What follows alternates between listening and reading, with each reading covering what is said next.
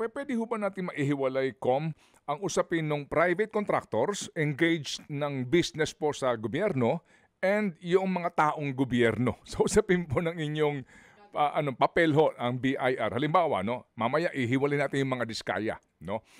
Ngayon itong mga district engineer, opo, na meron din pong mga yung isa may nagba-vlog din po taga Visayas na DE na, pinapakita po yung kanyang mga ari-arian 'no, et cetera. Yung pong mga nasa gobyerno kapag po BIR, can you do that motu proprio 'pag meron kayong nakita na mukhang yung kanyang sports car na minamaneho may mga gano'n ka-impormasyon, relo ho na pagkakamamahal na sinusuot, pupuwede ho kayong pumasok doon, on your own po o maghintay pa muna kayo ng complainant po o anuman pong mag-uudyok po sa inyo? Puwede naman po, motu proprio 'no, dahil, puwede naman natin gawin 'yan dahil, saklaw po ng authority ng, BIR na mag-imbestiga, kahit na walang complainant.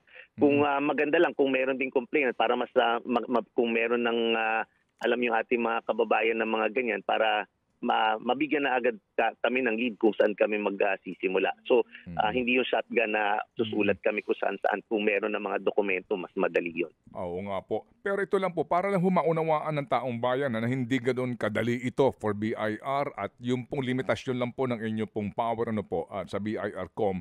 Halimbawa, isang district engineer, sa kanyang mga picture, sa kanyang visuals niya, nagsusuot po ng pagkamamamahal na relo. And then, ang presumption nga po, kasi ang kanyang salary grade lamang hanggang 80,000 ang sweldo kada buwan. Kapag ho ganon, may poder ba kayong sumulat doon sa DE para sabihin na, hello, saan kaya nanggaling yan? Nagbayad ka ba ng tax dyan? May ganun ho kaya, o paano po?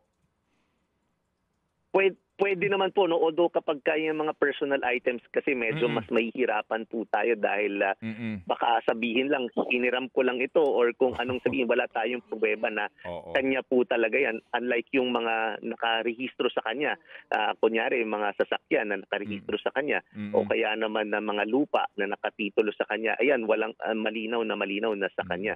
Pero kung mga personal items, yan ang medyo mahihirapan tayo dahil, maraming pwedeng masabi tungkol dyan.